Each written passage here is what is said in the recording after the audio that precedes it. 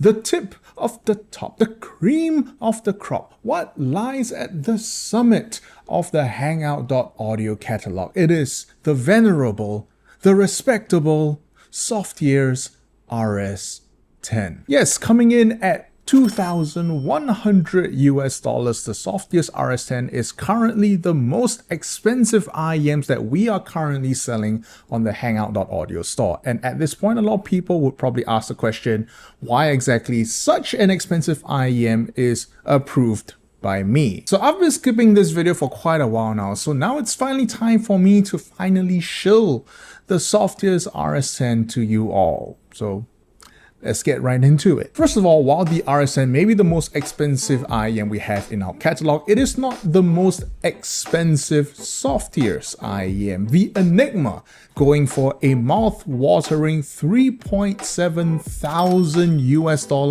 or even the Turi Ti going for 2.5. And read between the lines, we don't sell them for reasons, and yet we do sell the RS10. So why exactly is that? First, let's talk about the non-audio stuff, and when it comes to the accessories, well, it is a bit of an older IEM, and so it's not going to be quite competitive. The IEM market has kind of jumped leaps and bounds ever since the release of the RS10, so the kind of accessories you're going to get is going to be a bit disappointing, especially for the price. First of all, you're going to get a leather hard case, a pouch, metal card, tips.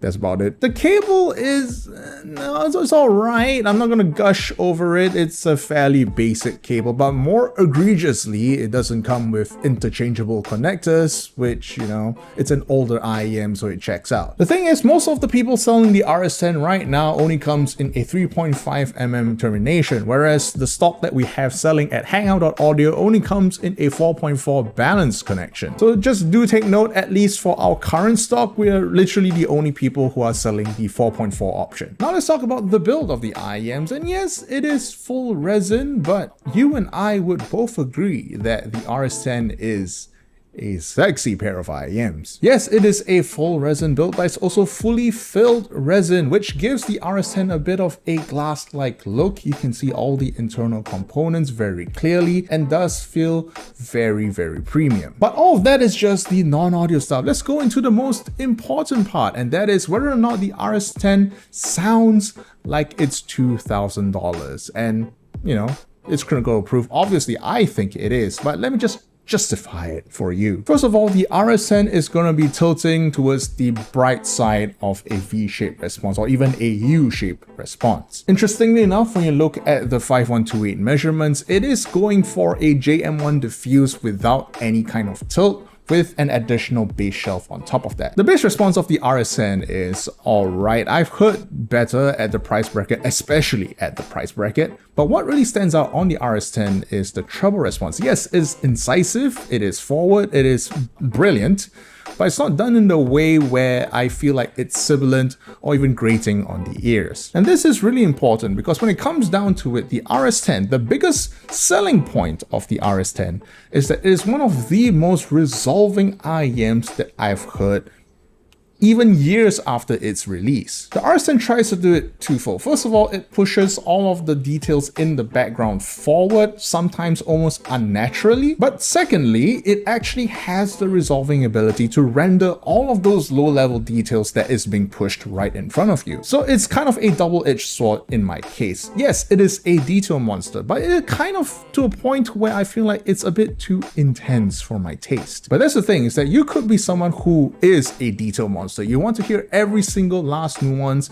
and this is something that the RS10 absolutely excels at. You get the intensity precisely because all of the information is being thrown right at your face. To me, I listen primarily to relax, so this is kind of not my thing. But when it comes down to it, when the discussion is on stuff like detail, resolution, technicalities, especially in the kilobyte space, I can't name many IEMs that can definitively beat the RS10. And that is really my justification for why the RS10 belongs in the Hangout.audio catalog. It is one of the most detailed, most resolving IEMs that I've heard, and yet still paired with a tonality that is still fairly natural despite the obvious coloration. So when we're in the store, when someone doesn't mind the intensity, when someone clearly asks for detail, the RS10 on top of a few others would be at the top of the recommendation list. So let's talk about the shoulds and the shouldn'ts, why you should consider buying an RS10 and why you shouldn't. You should when you again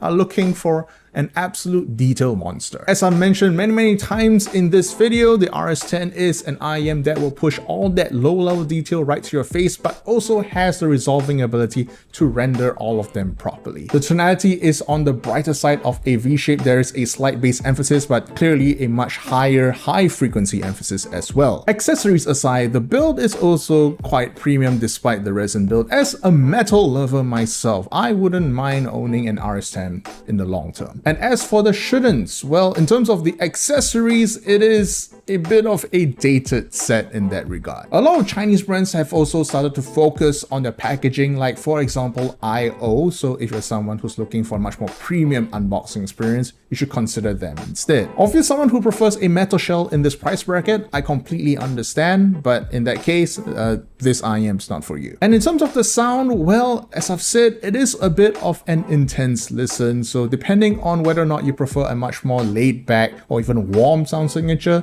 the RS10, again, not for you. And finally, and I feel like I shouldn't have to say this, but regardless, the price, because it is expensive. But hey, you don't have to take my word for it. You can always try it out for yourself at The Hangout. We're located at 200 South Bridge Road in Chinatown. Come on down, grab a cup of coffee or even an ice cream, and then ask for the RS10. Try it out for yourself and then form your own opinions. And for those of you who are not residing in Singapore, well, you can always come on down to Hangout.audio, our online retail store. We ship globally and for free for orders over $30 US. This is PINNACLE for Hangout.audio, and remember kids, if it's not on the list, it doesn't exist.